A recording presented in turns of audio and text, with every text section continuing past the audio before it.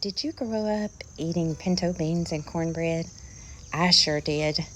My mama and my grandmas always taught me to put a piece of side meat in them, or maybe even a piece of ham. And at Christmas, you saved your leftover ham and you put in them. And I used to always cook them that way until I had allergies, and now I do them a little different.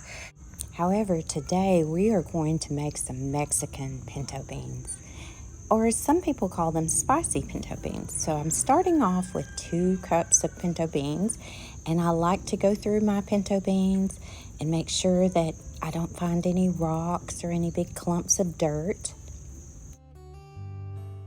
I don't find dirt in them too often, or rocks, but I did these. Check this out. That is why you want to go through your pinto beans. Perfect example. If you're following along, and I hope you are, and I appreciate you following me and commenting and all the likes. You guys are the best. I love interacting with you and reading your comments. So if you're following along with me, we are going to wash these beans, and you want to always wash your beans, guys. And I like to take and run mine through water and then just kind of lightly scrub them. And I'm going to show you how dirty my first wash was. Look at that. That is disgusting. So we're going to wash them again. And you can always tell when someone hasn't washed their pinto beans. They look dirty. So you just want to make sure to always wash them if you're new to cooking. And here is the water off of the second wash. Yes, it's still disgusting. So we're going to wash them again. And just to speed things up for you, I will show you the water off of my third wash.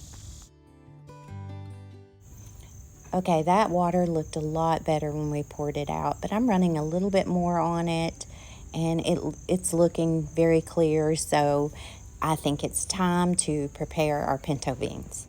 I'm going to cook mine in an Instapot today. Now, if you want to, you can cook these right on your stovetop eye. It will take about 3 to 3.5 hours on medium low heat, and you might have to add some more chicken broth, or you could even add water, but keep an eye on them, versus 45 minutes in the Instapot. But if you don't have one, again, you can do that on a stovetop eye. So the first thing you're going to want to do is add 4 cups of chicken broth. And I'm just using the low sodium chicken broth. And now we are going to add 1 teaspoon of chili powder, 1 teaspoon of garlic powder, about 3/4 teaspoon of cumin,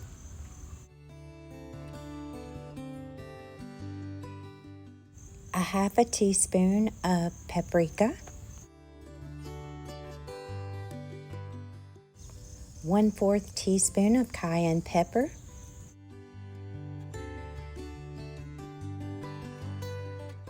1 large jalapeno, and I took the seeds out. You can leave the seeds in if you want this really spicy.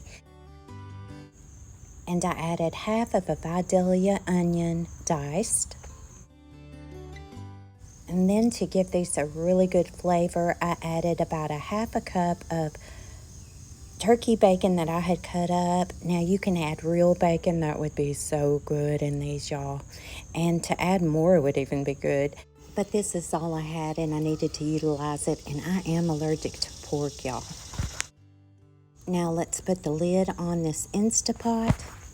Make sure it's in the seal position. Let's turn the Ninja Foodi on, hit pressure, and then we're going to cook this on high heat for 45 minutes. Whoops, I went too far. Yes, 45 minutes. After 45 minutes is up, we are going to let this naturally release. So it'll start counting up, and we're going to do that for it naturally released. It took about 15 to 20 minutes. And voila, these beans are done. And y'all, these were so good. And if you're wondering what to have with these, I made a whole chicken in my Ninja Foodi and flavored it with some Mexican Cajun seasoning. And then I had to carb it up, y'all, and I made some fried cornbread.